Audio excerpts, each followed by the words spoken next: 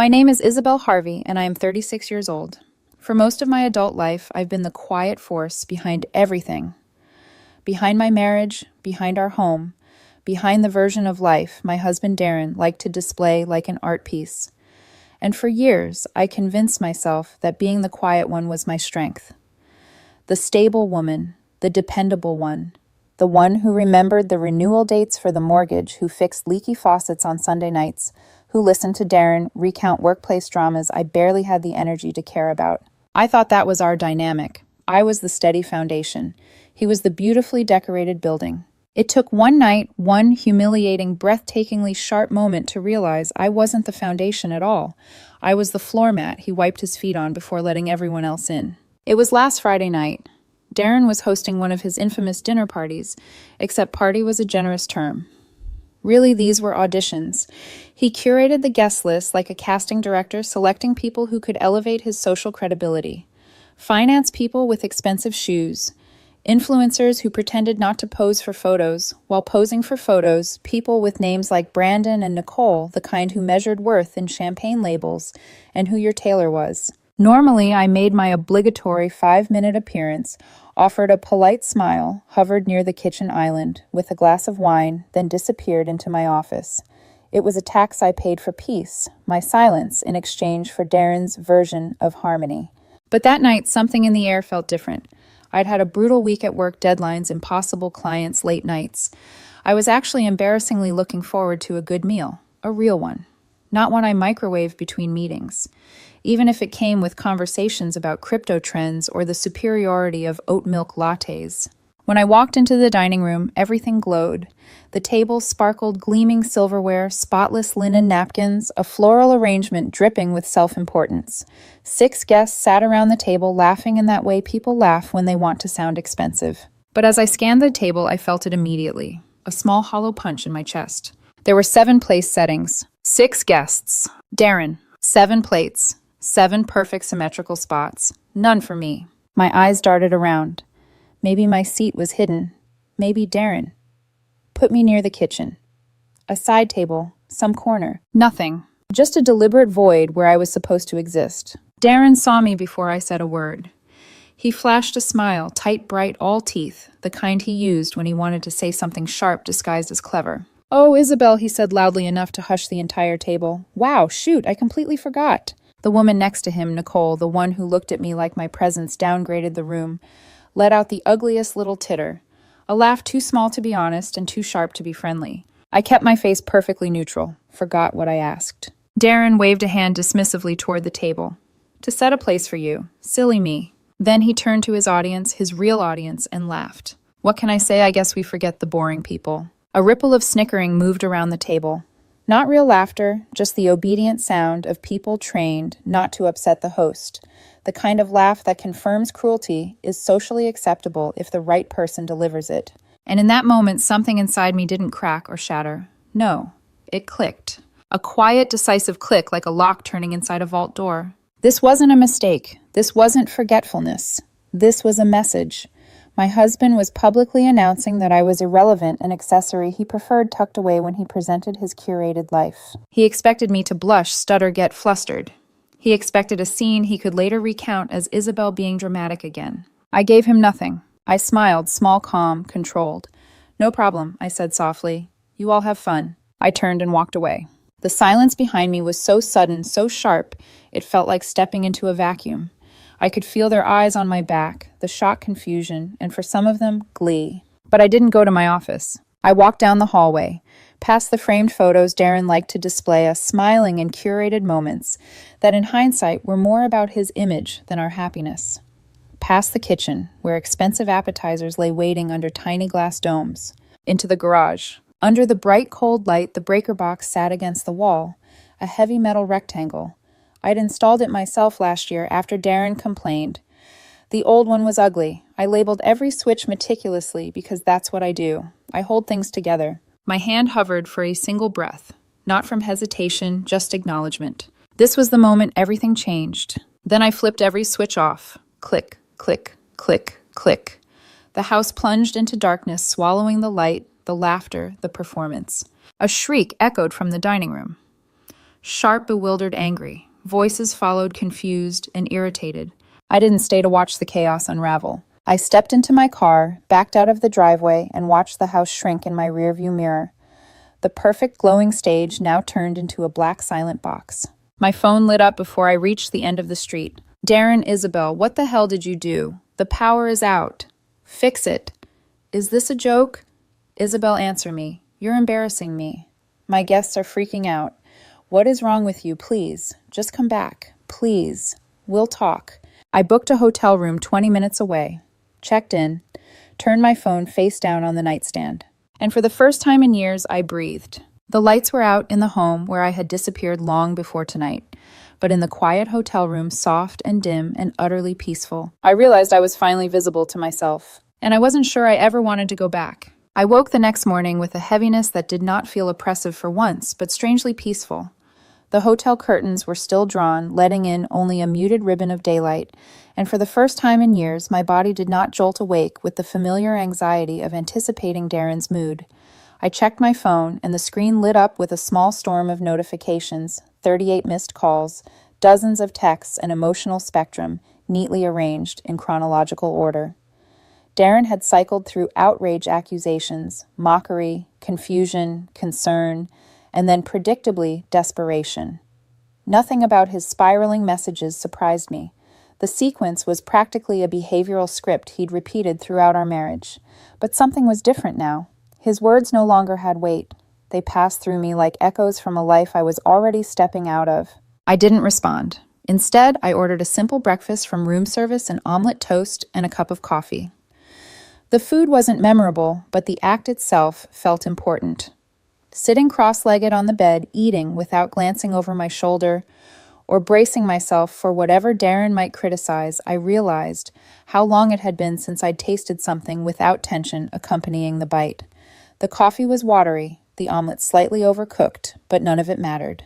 The quiet mattered. The absence of performance mattered. By 10:15, I had checked out, timing my drive home with intentional precision. Darren lived his life by routines he clung to as if they were proof of control, and after the chaos of the previous night, he would be holding on to those routines even tighter. At exactly 10 a.m., he would have dragged himself to his fitness class, a place he insisted was good for networking, though I'd always suspected it simply fed his need to be admired. That gave me a window, and I took it. The house greeted me like a wilted memory. The front door was unlocked, which told me Darren had left in a hurry, probably still half panicked, half furious. Inside, the dining room looked like the aftermath of a storm. Wine glasses tipped over on the floor. A couple were shattered, sharp pieces glinting under the morning light. Plates of expensive risotto sat congealed and untouched, abandoned mid-crisis. The floral centerpiece Darren had bragged about wilted dramatically, petals scattered across the table like fallen confetti from a celebration that had gone terribly wrong.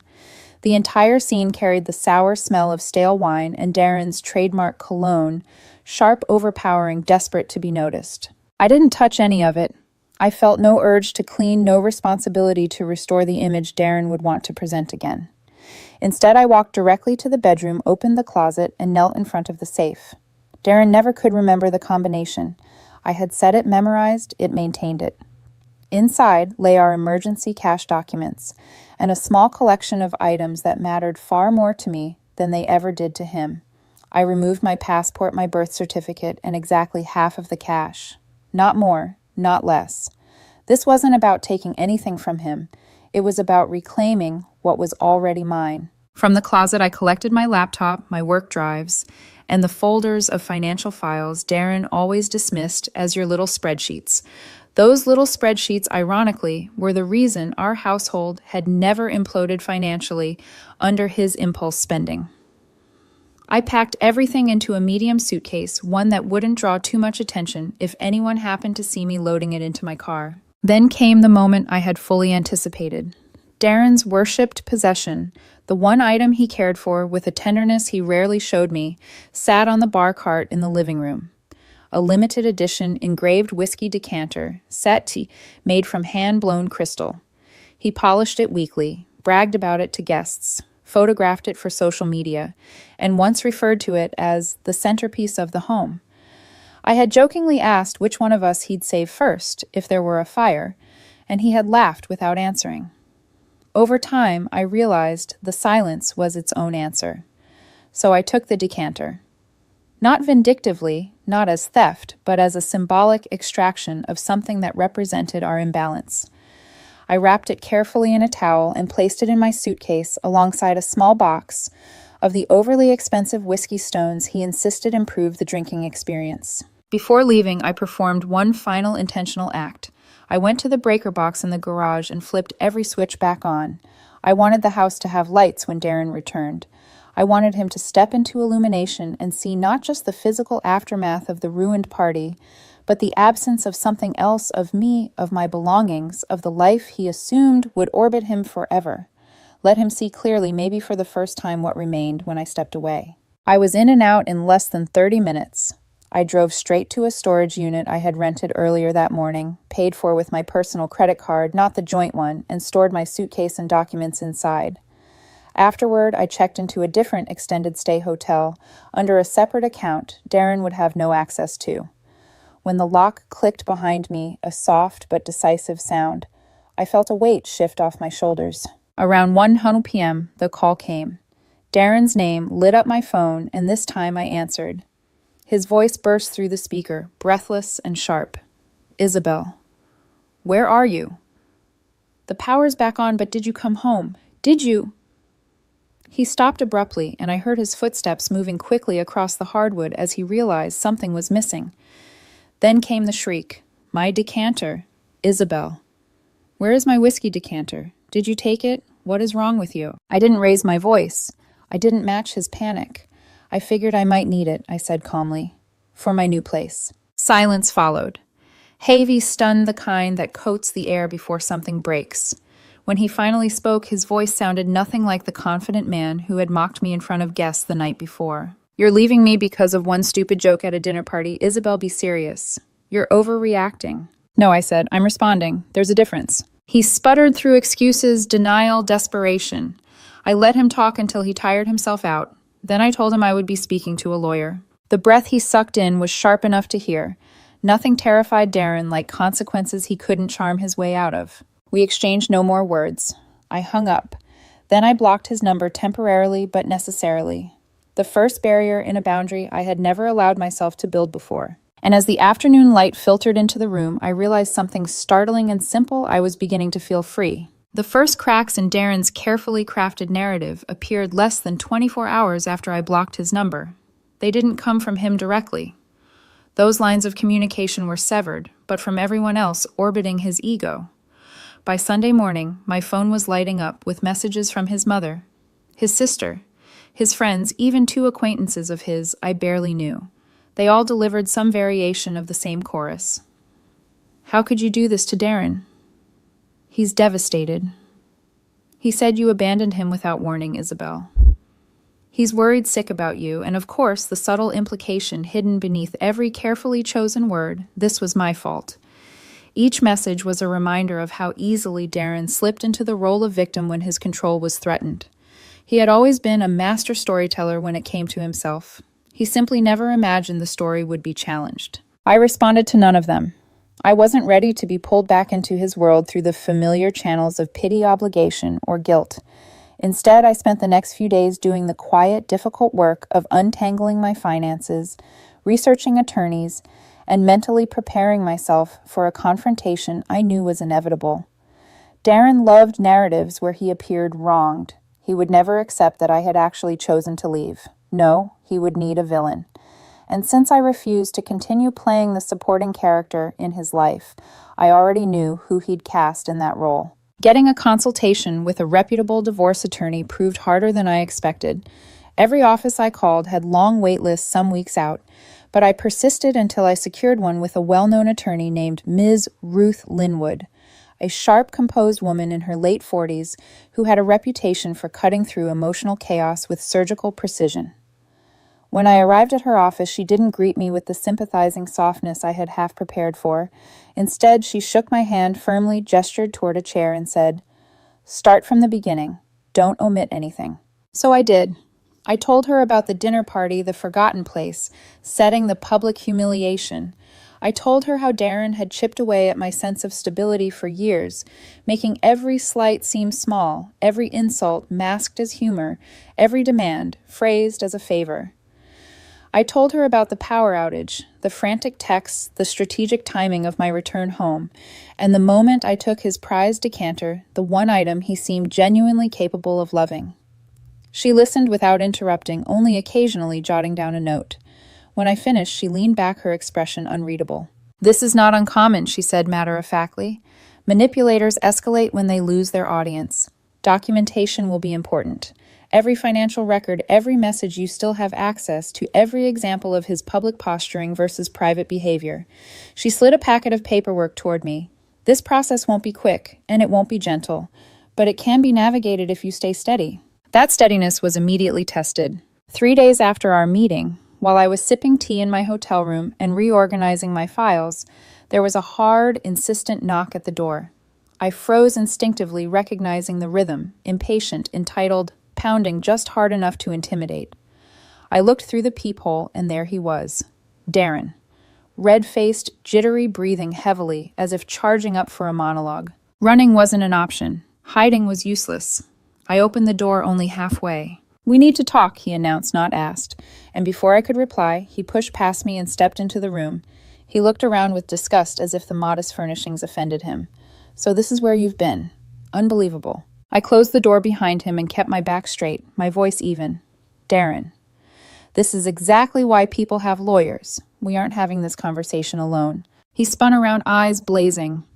"Your lawyer," he snarled. "You mean the one who sent me that ridiculous separation notice, sell the house, split the assets, spousal support. Are you out of your mind?" He began pacing his expensive shoes, thudding against the cheap carpet. "It's my home, Isabel. My life is there. You don't get to destroy everything because you were in a mood." "It's a joint asset," I replied quietly, "and neither of us can afford the mortgage alone. This is standard procedure." "No," he snapped, stopping short. "It's punishment, and it's insane. You're acting unstable, Isabel. You flipped the power off. You ran away. You're stealing things." I interrupted, my voice still steady. "I didn't steal anything. My attorney called it securing shared marital property." His jaw twitched. He didn't like hearing legal language turned back on him. "Spare me," he spat. "You've always been dramatic, but this is next level. You think any court is going to side with you? You think they'll overlook how cold you are, how antisocial, how you never participated in anything?" His voice climbed higher with each accusation, as though volume alone could turn a lie into truth. A year ago, his words might have pierced me. Now they just washed over me with the clarity of someone stepping out of a fog. "I'm done being manipulated, Darren," I said calmly. "I'm not afraid of you anymore." The shift was immediate. His aggression dissolved almost theatrically into wounded softness. His eyes glistened. His posture sagged. "Isabel, how can you do this to us?" he whispered, his voice trembling with calculated vulnerability. "After everything. 10 years of marriage, I thought you loved me." It would have been convincing if I hadn't watched him perform the same emotional transformation countless times to get out of consequences. The guilt, the softness, the illusion of fragility, it was his most reliable weapon. "I think I did," I answered honestly, "but I can't live the way we've been living." The tears vanished instantly. His expression hardened, jaw locking tight. "Fine," he said coldly. "Have fun in your sad little motel life. You'll regret this." With a sweeping motion, he knocked a glass of water off the table, sending it crashing to the floor. Then he stormed out, slamming the door so hard the frame shook. I exhaled slowly, staring at the water spreading across the carpet, soaking into the cheap fibers. I didn't feel triumphant. I didn't feel empowered. Not yet. I just felt tired, deeply, profoundly tired, but still standing. And for the first time since the lights went out in our house, I realized something important. I wasn't standing with Darren anymore. I was finally standing alone. The next 6 months unfolded like a slow, psychological siege. Anyone who tells you divorce is a single dramatic event, a slammed door, a final argument, one decisive moment of freedom, has never lived through the machinery of it. In reality, divorce is a grind. Paperwork, deadlines, disclosures, mediation sessions, financial audits. It strips the emotional conflict of its heat and replaces it with cold arithmetic. Those months felt less like a breakup and more like standing trial for a crime I couldn't remember committing. Darren's strategy became clear almost immediately, overwhelmed me with accusations until I broke. He and his attorney filed motion after motion, each one more exaggerated than the last. They claimed I had abandoned the marriage without warning that I was emotionally unstable, that the power outage was a dangerous, vindictive act intended to terrorize guests, that removing the whiskey decanter constituted theft of high-value property. His attorney submitted affidavits from people I barely knew, friends of Darren, willing to swear under oath that I was quiet, withdrawn, unfriendly, and therefore clearly volatile. In their narrative, quietness had become pathology. I attended every mediation session with Ms. Ruth at my side. She was unshakable, a woman who carried silence like a blade. She listened to each accusation with a calm so intentional it bordered on intimidating. When Darren's attorney finished one particularly dramatic claim, that I had a long-standing pattern of erratic behavior evidenced by my refusal to participate in social events. Ms. Ruth simply lifted an eyebrow and replied, "Being introverted is not grounds for declaring someone incompetent." Her voice never rose. She let logic do the cutting. Darren, however, had no such restraint.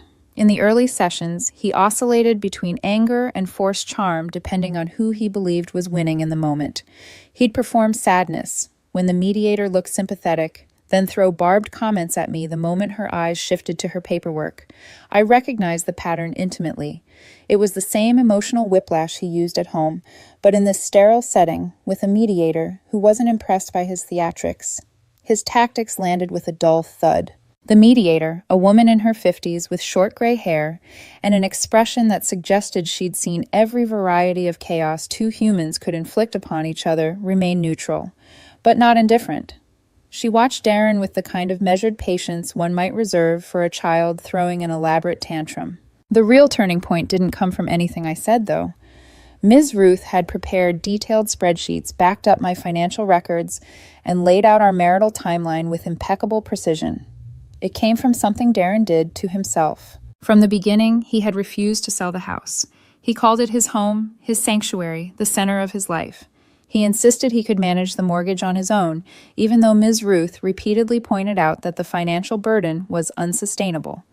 Darren waved away every practical concern, arguing that keeping the house was essential to maintaining stability. It was one of the few points he seemed genuinely emotionally invested in, at least until the truth emerged.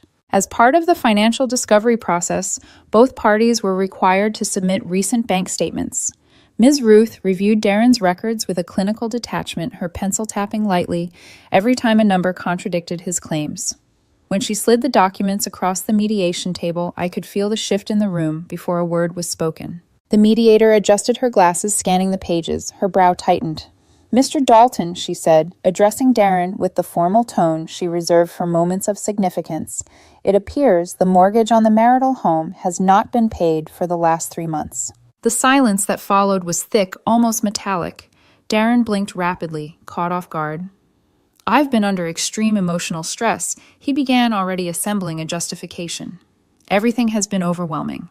I intended to pay it once things stabilized." Ms. Ruth didn't argue. She simply slid another sheet across the table, a credit card statement. "While you were unable to make the mortgage payments," she said, her voice steady and perfectly neutral, "you did manage to pay for a $3,800 weekend retreat at a luxury spa resort and a $2,400 handbag purchase at Keller and Sloan, and several upscale dinners with friends." The mediator's expression changed, not to anger, not to judgment, but something quieter and more decisive disappointment. It was the kind of look adults give when they realize a situation is not complicated, just irresponsible. Darren sputtered, trying to frame the expenses as self-care necessary, networking, maintaining professional appearances. But the damage was done. His insistence that the house was his emotional anchor seemed absurd in the face of evidence showing he had prioritized indulgence over obligation. His credibility, already fraying, snapped entirely. The mediator closed the folder and folded her hands. Given this information, she said calmly, the court will almost certainly compel the sale of the home to satisfy outstanding mortgage obligations. A settlement is strongly advisable. That was the moment Darren realized he was losing. Truly losing. Not just the narrative, not just the upper hand, he was losing the image. The polished, curated version of himself he relied on so heavily. I watched the realization wash over him, draining the color from his face.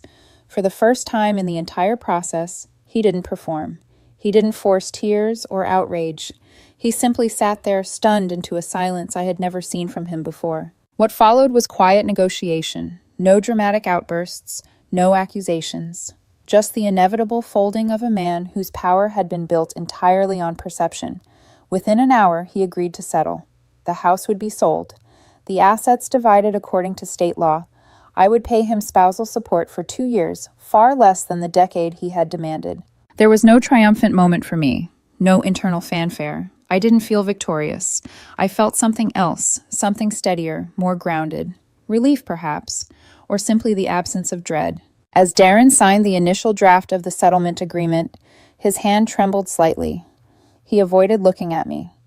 For a man who lived his life craving admiration, the quiet finality of this defeat was devastating. When it was over, Ms. Ruth gathered the papers and gave me a small nod. Not congratulatory, simply acknowledging that I had survived something brutal. We walked out into the parking lot. The afternoon sun was warm, but not harsh. I stood for a moment breathing in air that felt cleaner than it had in months. The war, it seemed, was over, and though I was exhausted, worn thin, in ways I hadn't yet fully processed, I knew one thing with absolute clarity. The person I had been in that marriage was gone. What remained was someone new, someone rebuilding. The settlement was finalized on a Thursday afternoon that felt strangely ordinary. No dramatic climax, no last-minute outburst, no final performance from Darren. Just signatures, polite acknowledgments from the attorneys, and a quiet closing of folders that signaled the legal end of a 10-year marriage. It struck me how anticlimactic the dissolution of a life could feel. After all the months of tension paperwork and emotional unraveling, the conclusion arrived not with thunder, but with a soft, administrative click. I walked out of the courthouse feeling lighter, but also oddly hollow, as though my body had not yet realized it no longer needed to brace itself. The house sold quickly, faster than I expected. It was a beautiful property, and Darren had always made sure it photographed well. Once the mortgage was paid off, the missed payments remedied, taxes settled, legal fees subtracted, and everything split according to the agreement. We each walked away with a respectable amount. Not life-changing, not unfair, just numbers on paper. I received my share without ceremony and moved into a modest, sunlit apartment on the quieter side of town. It was smaller than any place I had lived in during my marriage, but every inch of it felt like mine. No curated image hung on its walls. No immaculate dining table waiting to impress guests, no lingering scent of Darren's cologne marking territory. Just open space, blank white walls, and the slow, steady process of learning how to belong to myself again. The first few weeks were harder than I expected. Freedom, I learned, can be overwhelming when you haven't tasted it in a long time. There were mornings I woke up certain Darren was standing in the doorway ready to deliver one of his cutting remarks disguised as a joke. There were nights I lay awake wondering whether I had misremembered the worst parts of our marriage or exaggerated them in my mind. Emotional habits take longer to untangle than legal ones, but gradually the ghost of that old life began to fade. Silence became comforting rather than ominous. The absence of criticism felt like oxygen. I started cooking meals for myself again, not fancy, not for show, just for nourishment. I bought a cheap coffee maker and learned to enjoy its simplicity. It didn't foam milk or promise perfection. It delivered warmth, and that was enough. Not everyone supported my choices. Some friends quietly withdrew, unsure how to align themselves. Others openly disapproved, parroting Darren's narrative or believing his carefully curated version of events. A few blamed me outright for giving up too easily or not being patient enough with him. These conversations stung at first, but eventually I began to see them differently. They were reminders of the emotional ecosystem Darren had built around us, a world where appearances mattered more than truth, a world where I was expected to be grateful for whatever role he assigned me. One afternoon, a month after everything was finalized, I went to the storage unit where I kept my remaining boxes. I unlocked the metal door and breathed in the cool, dusty air.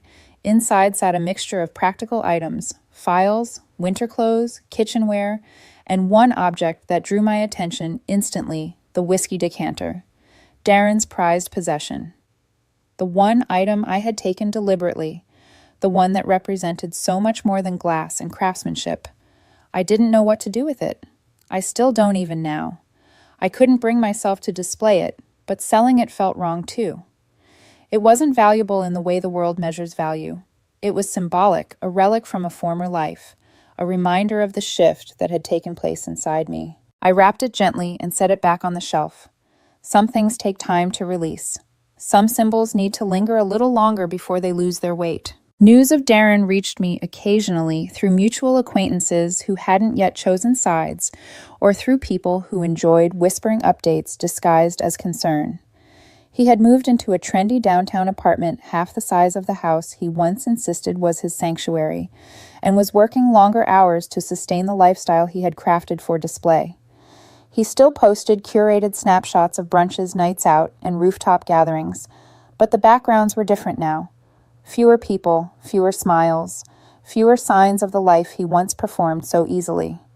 According to one acquaintance, his social circle had shrunk considerably since he no longer had a grand dining room to host his aspirational parties. Without a stage, the audience lost interest. I didn't feel vindicated hearing these things. If anything, I felt a kind of distant melancholy. Not for Darren himself, but for the years I spent believing his approval defined my worth. I mourned the version of me who stayed too long, tried too hard, and accepted too little. That woman deserved better, and it took losing almost everything to realize it. One morning I woke before sunrise and found myself standing barefoot in my kitchen. The apartment was quiet, washed in pale blue light. I brewed a simple pot of coffee. Not espresso, not artisan, just ordinary dark roast. As I stood there, holding the warm mug in both hands, steam curling softly into the stillness, I realized I felt something I hadn't experienced in years: peace. Real peace. Not the brittle, conditional peace I'd lived with during my marriage, but a quiet, grounded sense of belonging to my own life. No expectations, no performances, no one measuring my worth against their own insecurities, no one calling me boring, no one diminishing my presence to elevate theirs. Just me, just Isabel. And in that still, unremarkable moment, I understood something profound and extraordinarily simple. Freedom isn't loud. It isn't triumphant. It doesn't arrive with applause or dramatic declarations. Freedom is a quiet kitchen. At sunrise, a cup of coffee that doesn't need to impress anyone, a life that finally feels like your own.